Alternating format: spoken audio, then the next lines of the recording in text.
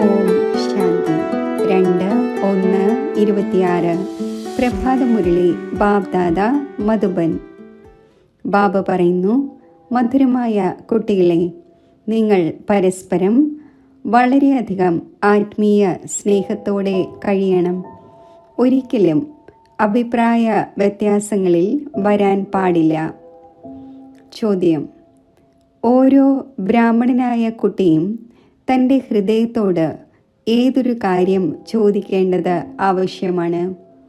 ഉത്തരം: തൻ്റെ ഹൃദയത്തോട് ചോദിക്കൂ, ഞാൻ ഈശ്വരൻ്റെ ഹൃദയത്തിൽ കയറിയോ? എന്നിൽ ദൈവിക ഗുണങ്ങളുടെ ധാരണ എത്രത്തോളമുണ്ട്? ഞാൻ ബ്രാഹ്മണൻ ഈശ്വരീയ സർവീസിൽ തടസ്സം ഇടുന്നില്ലല്ലോ? സദാ പാലും കൽക്കണ്ടവും പോലെ ഇരിക്കുന്നുണ്ടോ? നമുക്കിടയിൽ ഏകമതമുണ്ടോ? ഞാൻ സദാ ശ്രീമത് പാലിക്കുന്നുണ്ടോ? ഗീതം. ഭോലാനാഥനെ പോലെ വേറിട്ടതായി. ഓം ശാന്തി. കുട്ടികളായ നിങ്ങൾ ഈശ്വരീയ സമ്പ്രദായമാണ്.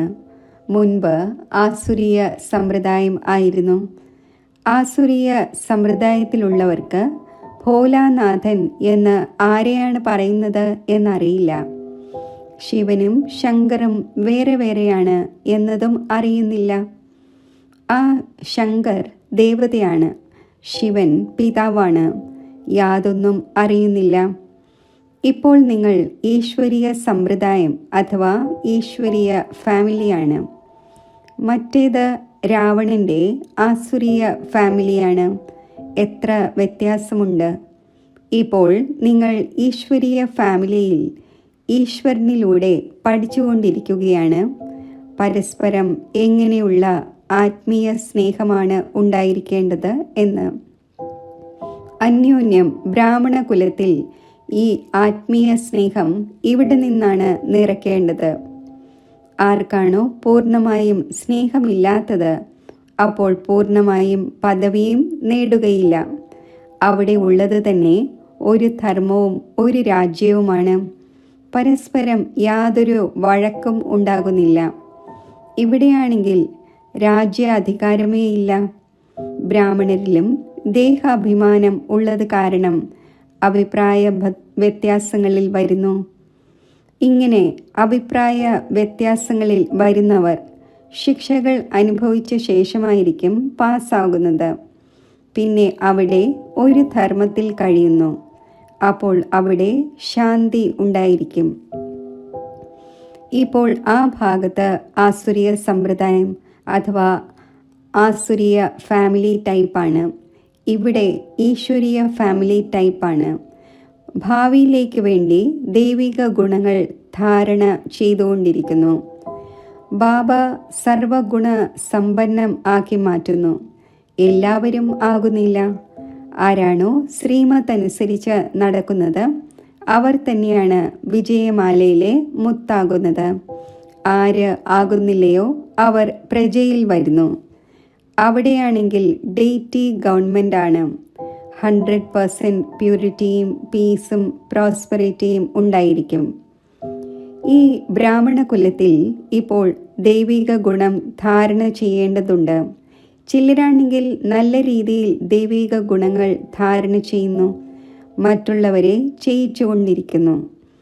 ഈശ്വരീയ കുലത്തിലുള്ളവർക്ക് പരസ്പരം ആത്മീയ സ്നേഹവും ഉണ്ടാകുന്നത് ദേഹി അഭിമാനി ആകുമ്പോഴാണ്. അതിനാൽ പുരുഷാർത്ഥം ചെയ്തുകൊണ്ടിരിക്കുന്നു. അന്തിമത്തിലും എല്ലാവരുടെയും അവസ്ഥ ഏകരസവും ഒരുപോലെയും ആവുക സാധ്യമല്ല. പിന്നെ ശിക്ഷകൾ അനുഭവിച്ച് പദവി ഭ്രഷ്ടമാകും, കുറഞ്ഞ പദവി നേടും. ബ്രാഹ്മണരിലും അഥവാ ആരെങ്കിലും പരസ്പരം പാലും കൽക്കണ്ടവും പോലെ കഴിയുന്നില്ലെങ്കിൽ, പരസ്പരം ഉപ്പുവെള്ളമായി കഴിയുകയാണെങ്കിൽ, ദൈവിക ഗുണം ധാരണ ചെയ്യുന്നില്ലെങ്കിൽ ഉയർന്ന പദവി എങ്ങനെ നേടുവാൻ സാധിക്കും? ഉപ്പുവെള്ളം ആകുന്നത് കാരണം ചിലപ്പോൾ ഈശ്വരീയ സർവീസിലും തടസ്സം ഇട്ടുകൊണ്ടിരിക്കുന്നു. അതിൻ്റെ ഫലം എന്താകുന്നു? അവർക്ക് ഇത്രയും ഉയർന്ന പദവി നേടാൻ സാധിക്കില്ല. ഒരു ഭാഗത്ത് പാലും കൽക്കണ്ടവും പോലെ ആകാനുള്ള പുരുഷാർത്ഥം ചെയ്യുന്നു, മറുവശത്ത് മായ ഉപ്പുവെള്ളമാക്കി മാറ്റുന്നു. അത് കാരണം സർവീസിന് പകരം ഡിസ്സർവീസ് ചെയ്യുന്നു. ബാബ ഇരുന്ന് മനസ്സിലാക്കിച്ചു തരുന്നു, നിങ്ങൾ ഈശ്വരീയ ഫാമിലിയാണ്, ഈശ്വരൻ്റെ കൂടെ കഴിയുകയും ചെയ്യുന്നു. ചിലർ കൂടെ കഴിയുന്നു, ചിലർ മറ്റു ഗ്രാമങ്ങളിൽ കഴിയുന്നു. എന്നാലും ഒരുമിച്ചാണല്ലോ. ബാബയും ഭാരതത്തിലാണ് വരുന്നത്. ശിവ് ബാബ എപ്പോൾ വരുന്നു, വന്ന് എന്തു ചെയ്യുന്നു എന്ന് മനുഷ്യർക്ക് അറിയില്ല. നിങ്ങൾക്ക് ബാബയിലൂടെ ഇപ്പോൾ പരിചയം ലഭിച്ചു. രചയിതാവിനെയും രചനയുടെ ആദിമധ്യ അന്ത്യത്തെയും ഇപ്പോൾ നിങ്ങൾ അറിയുന്നു. ഈ ചക്രം എങ്ങനെ തിരിയുന്നു, ഇപ്പോൾ ഏതൊരു സമയമാണ് എന്ന് ലോകത്തിന് അറിയില്ല. തികച്ചും ഘോര അന്ധകാരത്തിലാണ്. കുട്ടികളായ നിങ്ങളെ രചയിതാവായ ബാബ വന്ന് മുഴുവൻ സമാചാരവും കേൾപ്പിച്ചു. അതിനോടൊപ്പം മനസ്സിലാക്കിച്ചു തരുന്നു, ഹേ സാലിഗ്രാമങ്ങളെ, എന്നെ ഓർമ്മിക്കൂ. ഇത് ശിവ് ബാബ തൻ്റെ കുട്ടികളോട് പറയുന്നതാണ്. നിങ്ങൾ പാവനമാകുവാൻ ആഗ്രഹിക്കുന്നുവല്ലോ. വിളിച്ച് വന്നു, ഇപ്പോൾ ഞാൻ വന്നിരിക്കുന്നു. ശിവ് ബാബ വരുന്നത് തന്നെ ഭാരതത്തെ വീണ്ടും ശിവാലയം ആക്കുവാനാണ്. രാവണൻ വേശ്യാലയം ആക്കിയിരിക്കുകയാണ്. സ്വയമേ പാടുന്നു, നമ്മൾ പതീതവും വിശ്വസുമാണ്. ഭാരതം സത്യയുഗത്തിൽ സമ്പൂർണ്ണ നിർവികാരി ആയിരുന്നു. നിർവികാരികളായ ദേവതമാരെ വികാരികളായ മനുഷ്യർ പൂജിക്കുന്നു. പിന്നെ നിർവികാരികൾ തന്നെ വികാരിയായി മാറുന്നു. ഇത് ആർക്കും അറിയില്ല. പൂജ്യർ നിർവികാരികളായിരുന്നു, പിന്നെ പൂജാരിയും വികാരിയുമായി. അപ്പോൾ വിളിക്കുന്നു, ഹേ പതീത പാവന, വരൂ, വന്ന് നിർവികാരിയാക്കൂ. ബാബ പറയുന്നു, ഈ അന്തിമ ജന്മം നിങ്ങൾ പവിത്രമാകൂ, എന്നെ മാത്രം ഓർമ്മിക്കൂ. അപ്പോൾ നിങ്ങളുടെ പാപം ഇല്ലാതാകും. നിങ്ങൾ തമോ പ്രധാനത്തിൽ നിന്നും സദോ പ്രധാന ദേവതയായി മാറും. പിന്നെ ചന്ദ്രവംശി ക്ഷത്രിയ ഫാമിലി ടൈപ്പിൽ വരും. ഈ സമയത്ത് ഈശ്വരീയ ഫാമിലി ടൈപ്പാണ്. പിന്നീട് ദൈവിക ഫാമിലിയിൽ 21 ജന്മം വസിക്കും. ഈ ഈശ്വരീയ ഫാമിലിയിൽ നിങ്ങൾ അന്തിമ ജന്മം പാസ്സാകുന്നു. ഇതിൽ നിങ്ങൾക്ക് പുരുഷാർത്ഥം ചെയ്ത് വീണ്ടും സർവഗുണ സമ്പന്നം ആകേണ്ടതുണ്ട്. നിങ്ങൾ പൂജ്യരായിരുന്നു, തീർച്ചയായും രാജ്യം ഭരിച്ചിരുന്നു, പിന്നെ പൂജാരിയായി. ഇത് മനസ്സിലാക്കിക്കേണ്ടി വരുമല്ലോ. ഭഗവാൻ പിതാവാണ്, നമ്മൾ ആ ഒന്നിൻ്റെ കുട്ടികളാണ്. അപ്പോൾ ഫാമിലി ആയല്ലോ. പാടുന്നുമുണ്ട്, നീ മാതാവും പിതാവും, നമ്മൾ നിന്റെ ബാലകർ എന്ന്. അപ്പോൾ ഫാമിലി ആയല്ലോ. ഇപ്പോൾ ബാബയിൽ നിന്നും അളവറ്റ സുഖം ലഭിക്കുന്നു. ബാബ പറയുന്നു, നിങ്ങൾ നിസ്സംശയം എൻ്റെ ഫാമിലിയാണ്. എന്നാൽ ഡ്രാമ പ്ലാൻ അനുസരിച്ച് രാവണ രാജ്യത്തിൽ വന്നതിന് ശേഷം പിന്നെ നിങ്ങൾ ദുഃഖത്തിൽ വരുന്നു. അപ്പോൾ വിളിക്കുന്നു, ഈ സമയത്ത് നിങ്ങൾ ആക്യുറേറ്റ് ഫാമിലിയാണ്. പിന്നെ നിങ്ങൾക്ക് ഭാവിയിൽ 21 ജന്മത്തേക്കുള്ള സമ്പത്ത് നൽകുന്നു. ആ സമ്പത്ത് പിന്നെ ദേവതാ ഫാമിലിയിൽ 21 ജന്മം നിലനിൽക്കും. ദൈവിക ഫാമിലി സത്യയുഗത്തിലും ത്രേത വരെയും തുടരുന്നു. പിന്നെ രാവണ രാജ്യം ആകുന്നതിലൂടെ നമ്മൾ ദൈവിക ഫാമിലിയിലേതാണ് എന്നത് മറന്നു പോകുന്നു. വാമമാർഗത്തിൽ പോകുന്നതിലൂടെ ആസുരീയ ഫാമിലി ആകുന്നു.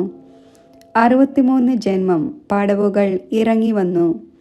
ഈ മുഴുവൻ നോളജും നിങ്ങളുടെ ബുദ്ധിയിലുണ്ട്. നിങ്ങൾക്ക് ആർക്കും മനസ്സിലാക്കിച്ചു കൊടുക്കാൻ സാധിക്കും. യഥാർത്ഥത്തിൽ നിങ്ങൾ ദേവീ ദേവതാ ധർമ്മത്തിലേതാണ്. സത്യയുഗത്തിന് മുൻപ് കലിയുഗമായിരുന്നു. സംഗമത്തിൽ നിങ്ങളെ മനുഷ്യനിൽ നിന്നും ദേവതയാക്കി മാറ്റുന്നു. ഇടയിലുള്ളതാണ് ഈ സംഗമം.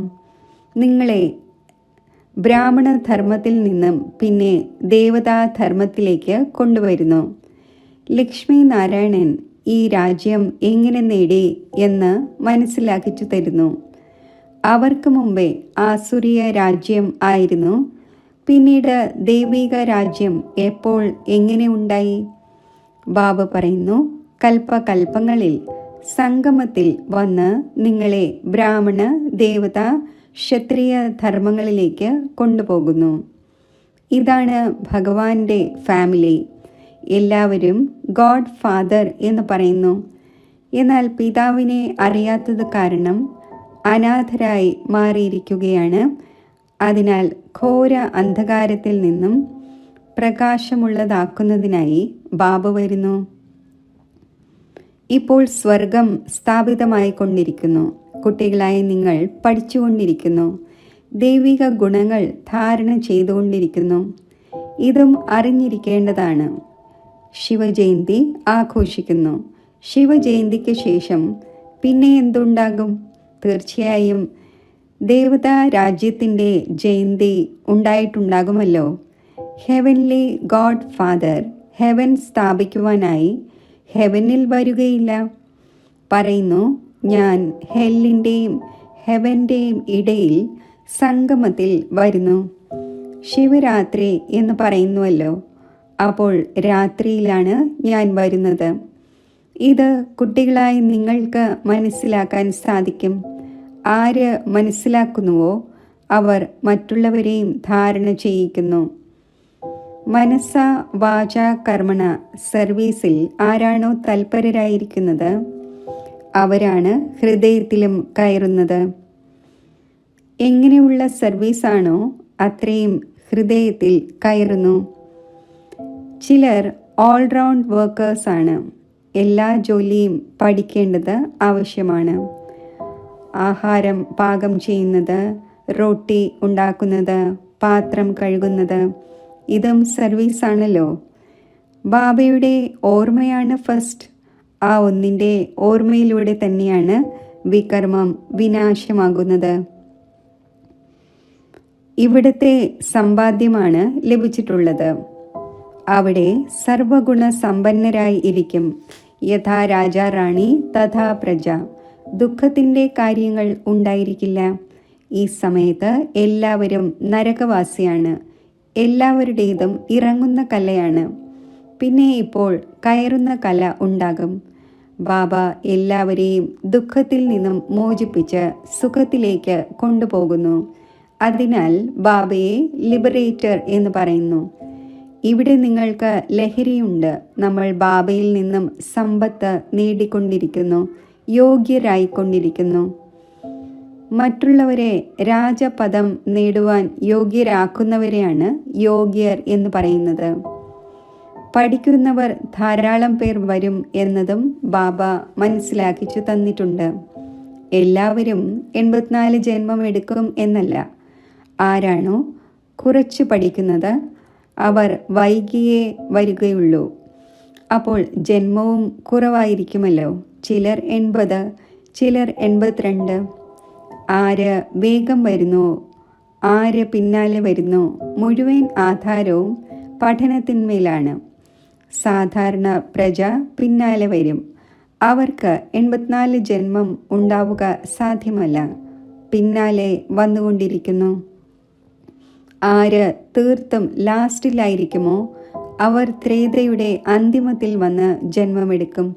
പിന്നെ വാമമാർഗത്തിലേക്ക് പോകുന്നു, ഇറങ്ങാൻ ആരംഭിക്കുന്നു. ഭാരതവാസികൾ എങ്ങനെയാണ് 84 ജന്മം എടുത്തത് എന്നതിൻ്റേതാണ് ഈ ഏണിപ്പടി. ഈ ഗോളം ഡ്രാമയുടെ രൂപത്തിലാണ്. ആര് പാവനമായിരുന്നുവോ അവർ തന്നെ ഇപ്പോൾ പതീതമായിരിക്കുന്നു. വീണ്ടും പാവന ദേവതയാകുന്നു. ബാബ എപ്പോൾ വരുന്നോ അപ്പോൾ സർവരുടെയും മംഗളമുണ്ടാകുന്നു. അതിനാൽ ഇതിനെ ഓസ്പീഷ്യസ് യുഗം എന്ന് പറയുന്നു.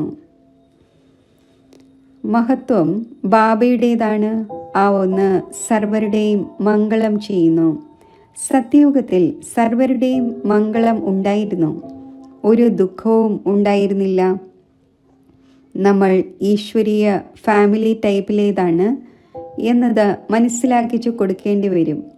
ഈശ്വരൻ സർവരുടെയും പിതാവാണ്. ഇവിടെ തന്നെയാണ് നീ മാതാവും പിതാവും എന്ന് പാടുന്നത്. അവിടെയാണെങ്കിൽ കേവലം ഫാദർ എന്ന് പറയുന്നു. ഇവിടെ കുട്ടികളായ നിങ്ങൾക്ക് മാതാപിതാവിനെ ലഭിക്കുന്നു. ഇവിടെ കുട്ടികളായ നിങ്ങളെ അഡോപ്റ്റ് ചെയ്യുന്നു. ഫാദർ ക്രിയേറ്ററാണ്. അപ്പോൾ മദറും ഉണ്ടായിരിക്കും. ഇല്ലെങ്കിൽ ക്രിയേഷൻ എങ്ങനെ ഉണ്ടാകും? ഹെവൻലി ഗോഡ് ഫാദർ എങ്ങനെയാണ് ഹെവൻ സ്ഥാപിക്കുന്നത്? ഇത് ഭാരതവാസികൾ അറിയുന്നില്ല. വിദേശത്തുള്ളവരും അറിയുന്നില്ല. ഇപ്പോൾ നിങ്ങൾ അറിയുന്നുണ്ട്. പുതിയ ലോകത്തിൻ്റെ സ്ഥാപനയും പഴയ ലോകത്തിൻ്റെ വിനാശവും തീർച്ചയായും സംഗമത്തിൽ തന്നെയാണ് നടക്കുന്നത്. ഇപ്പോൾ നിങ്ങൾ സംഗമത്തിലാണ്.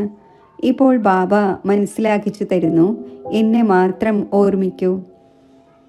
ആത്മാവിന് ഓർമ്മിക്കേണ്ടത് പരമാത്മാവിനെയാണ്.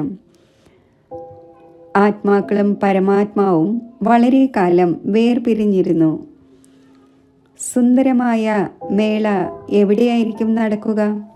സുന്ദരമായ മേള തീർച്ചയായും ഇവിടെ തന്നെ നടക്കും. പരമാത്മാവാകുന്ന പിതാവ് ഇവിടെ വരുന്നു. ഇതിനെ പറയുന്നത് മംഗളകാരി സുന്ദരമേള എന്നാണ്. ജീവൻ മുക്തിയുടെ സമ്പത്ത് സർവർക്കും നൽകുന്നു.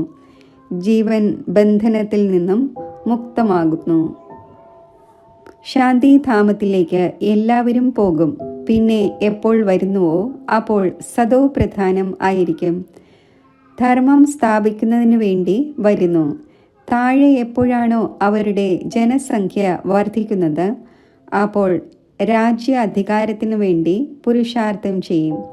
അതുവരെയും വഴക്കുകളൊന്നും ഉണ്ടായിരിക്കുകയില്ല.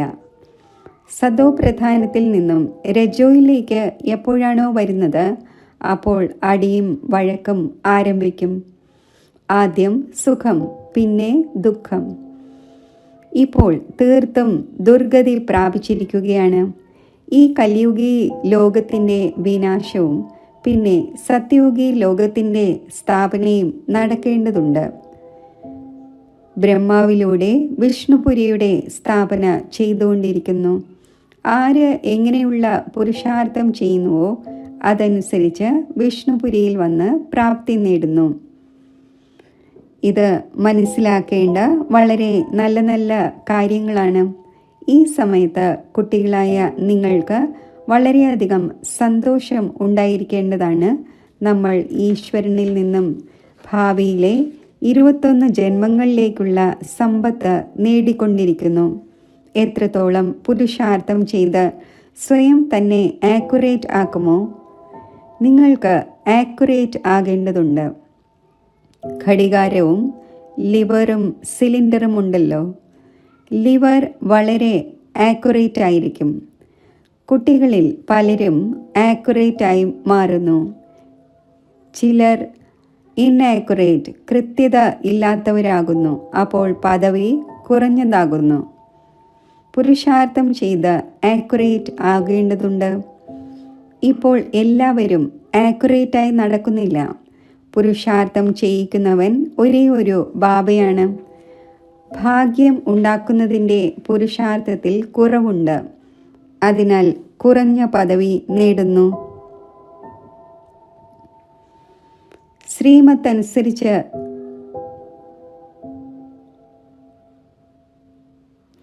നടക്കാത്തത് കാരണം, ആസുരീയ ഗുണം ഉപേക്ഷിക്കാത്തത് കാരണം, യോഗത്തിൽ ഇരിക്കാത്തത് കാരണം ഇതെല്ലാം സംഭവിക്കുന്നു. യോഗത്തിലല്ലെങ്കിൽ പിന്നെ പണ്ഡിതനെ പോലെയാണ്. യോഗം കുറവാണ്. അതിനാൽ ശിവബാബയുടെ ഭാഗത്തേക്ക് സ്നേഹം ഉണ്ടായിരിക്കുന്നില്ല. ധാരണയും കുറവായിരിക്കും. ആ സന്തോഷവും ഉണ്ടായിരിക്കില്ല. മുഖം തന്നെ ജഡം പോലെയായിരിക്കും. നിങ്ങളുടെ ഫീച്ചേഴ്സ് ആണെങ്കിൽ സദാ ഹർഷിതം ആയിരിക്കേണ്ടതാണ്. ദേവതമാരുടേതുപോലെ ബാബ നിങ്ങൾക്ക് എത്ര സമ്പത്ത് നൽകുന്നു? ഏതെങ്കിലും ദരിദ്രൻ്റെ കുട്ടി ധനികൻ്റെ അടുക്കൽ പോവുകയാണെങ്കിൽ അയാൾക്ക് എത്ര സന്തോഷമുണ്ടാകും? നിങ്ങൾ വളരെ ദരിദ്രമായിരുന്നു, ഇപ്പോൾ ബാബ അഡോപ്റ്റ് ചെയ്തു, അപ്പോൾ സന്തോഷം ഉണ്ടായിരിക്കേണ്ടതാണ്. നമ്മൾ ഈശ്വരീയ സമ്പ്രദായത്തിലേത് ആയിരിക്കുന്നു. എന്നാൽ ഭാഗ്യത്തിൽ ഇല്ലെങ്കിൽ എന്ത് ചെയ്യാൻ സാധിക്കും? പദവി ഭ്രഷ്ടമായി പോകുന്നു, പട്ടമഹിഷി ആകുന്നില്ല. ബാബ വരുന്നത് തന്നെ പട്ടമഹിഷി ആക്കുവാനാണ്. കുട്ടികളായ നിങ്ങൾക്ക് ആരെയും മനസ്സിലാക്കിക്കാൻ സാധിക്കും. ബ്രഹ്മ, വിഷ്ണു, ശങ്കർ 3 പേരും ശിവന്റെ കുട്ടികളാണ്. ഭാരതത്തെ വീണ്ടും സ്വർഗമാക്കുന്നത് ബ്രഹ്മാവിലൂടെയാണ്. ശങ്കറിലൂടെ പഴയ ലോകത്തിൻ്റെ വിനാശം ഉണ്ടാകുന്നു. ഭാരതത്തിൽ മാത്രമാണ് ബാക്കി കുറച്ചു പേർ അവശേഷിക്കുന്നത്. പ്രളയം ഉണ്ടാകുന്നില്ല, എന്നാൽ വളരെയധികം ഇല്ലാതായി പോകുന്നു. അപ്പോൾ പ്രളയം ഉണ്ടാകുന്നത് പോലെയാണ്. രാപ്പകലിൻ്റെ വ്യത്യാസം ഉണ്ടാകുന്നു. അവരെല്ലാം മുക്തിധാമത്തിലേക്ക് പോകും. ഇത് പതീത പാവനായ ബാബയുടെ തന്നെ കാര്യമാണ്. ബാബ പറയുന്നു, ദേഹി അഭിമാനി ആകൂ, ഇല്ലെങ്കിൽ പഴയ സംബന്ധികളുടെ ഓർമ്മ ഉണ്ടായിക്കൊണ്ടിരിക്കും. ഉപേക്ഷിക്കുകയും ചെയ്തു, എന്നിട്ടും ബുദ്ധി പോയിക്കൊണ്ടിരിക്കുന്നു. നഷ്ടോ മോഹ അല്ല. ഇതിനെ വ്യഭിചാരി ഓർമ്മ എന്ന് പറയുന്നു. സദ്ഗതി നേടുവാൻ സാധിക്കില്ല, കാരണം ദുർഗതിയിലുള്ളവരെയാണ് ഓർമ്മിച്ചുകൊണ്ടിരിക്കുന്നത്. ശരി, മധുരമധുരമായ സിഖിലതേ കുട്ടികൾക്ക് മാതാവും പിതാവുമായ ബാബ് ദാദയുടെ സ്നേഹസ്മരണകൾ. Good morning. ആത്മീയ പിതാവിൻ്റെ ആത്മീയ കുട്ടികൾക്ക് നമസ്തേ. ധാരണയ്ക്കുള്ള മുഖ്യസാരം: ബാബ് ദാദയുടെ ഹൃദയത്തിൽ കയറുന്നതിനായി മനസ്സ വാച കർമ്മണ സേവനം ചെയ്യണം. ആക്യുറേറ്റും ഓൾറൗണ്ടറും ആകണം. ഏതെങ്കിലും പഴയ സംബന്ധികളുടെ ഓർമ്മ വരാത്ത വിധം ദേഹി അഭിമാനി ആകണം. പരസ്പരം വളരെ വളരെയധികം ആത്മീയ സ്നേഹത്തോടെ കഴിയണം.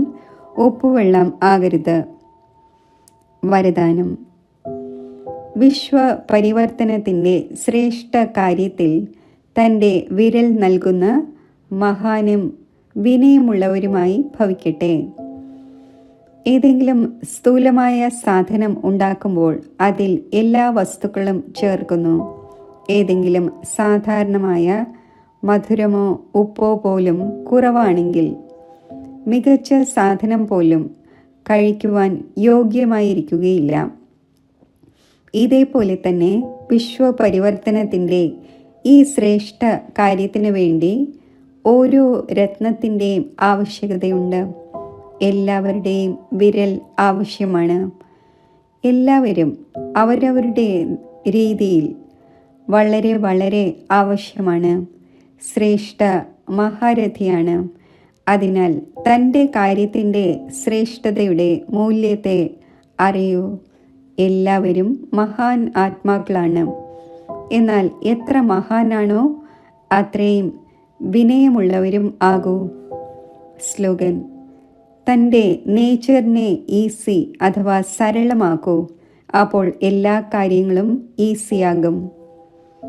അവ്യക്ത സൂചന: ഈ അവ്യക്ത മാസത്തിൽ ബന്ധനമുക്തമായിരുന്ന് ജീവൻ മുക്ത സ്ഥിതി അനുഭവിക്കൂ. ജീവിതത്തിൽ ഇരിക്കവേ സമയം നിർണായകം ആകുമ്പോഴും പരിതസ്ഥിതികൾ, സമസ്യകൾ, വായുമണ്ഡലം ഡബിൾ ദൂഷിച്ചതായിരിക്കുമ്പോഴും അതിൻ്റെ പ്രഭാവത്തിൽ നിന്നും മുക്തം. ജീവിതത്തിൽ ഇരിക്കവേ ഈ സർവ ഭിന്ന ഭിന്ന ബന്ധനങ്ങളിൽ നിന്നും മുക്തമായിരിക്കണം. ഒരു സൂക്ഷ്മ ബന്ധനം പോലും ഉണ്ടാകരുത്. ഇങ്ങനെ ഓരോ ബ്രാഹ്മണനായ കുട്ടിക്കും ബന്ധനമുക്തവും ജീവൻ മുക്തവും ആകേണ്ടതുണ്ട്. സംഗമയുഗത്തിൽ തന്നെയാണ് ഈ ജീവൻ മുക്ത സ്ഥിതിയുടെ പ്രാപ്തിയുടെ അനുഭവം ചെയ്യേണ്ടത്.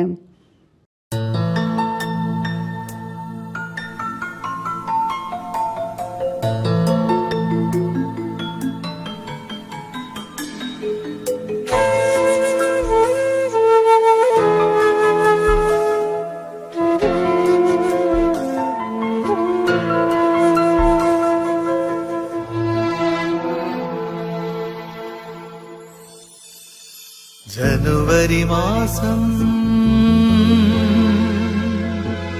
ജനുവരി മാസം, അകമലരിൻ നലരണിയും ശുഭമയമാം സുദിനം. അവ്യക്തഭാവതൻ സ്നേഹമാധുര്യം നിറഞ്ഞു നിൽക്കും സുദിനം. 18-ാം ശുഭദിനം, ജനുവരിയിലെ സ്മൃതിദിനം.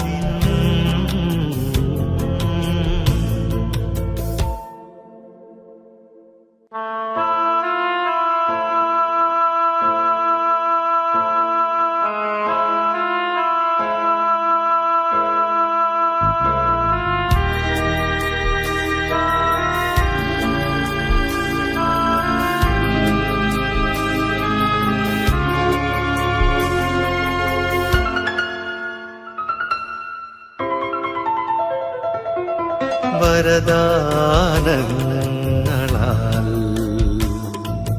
സന്തുഷ്ടമാക്കും വരദാനദാതാവൻ ബാബ.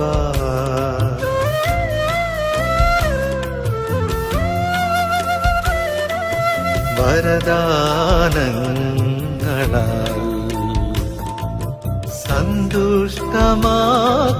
വരദാനദാതാവൻ ബാബ. സങ്കൽപ്പ സാഫല്യം പൂർണ്ണമായി നേടാൻ അനുഗ്രഹീതമീ മാസം, ജനുവരി മാസം.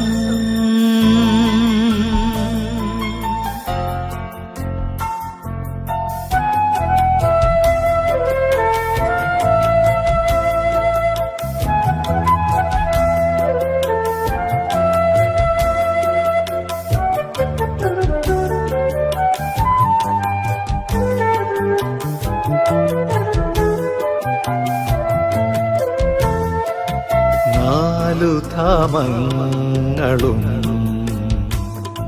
വലം വച്ചു ഞാനിൻ നാലു യുഗത്തിൻ വരം നേടി.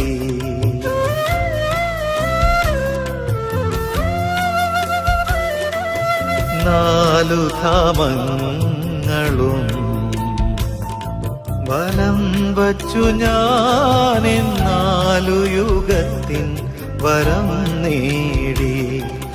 നാലു ബന്ധങ്ങളിൻ ഭാഗ്യം ഏകിടും അനുഗ്രഹീതമീ മാസം, ജനുവരി മാസം, ജനുവരി മാസം. അകമലരിൻ നലരണിയും ശുഭമയമാം സുദിനം. അവ്യക്തഭാവതൻ സ്നേഹമാധുര്യം നിറഞ്ഞു നിൽക്കും സുദിനം. 18-ാം ശുഭദിനം, ജനുവരിയിലെ സ്മൃതിദിനം.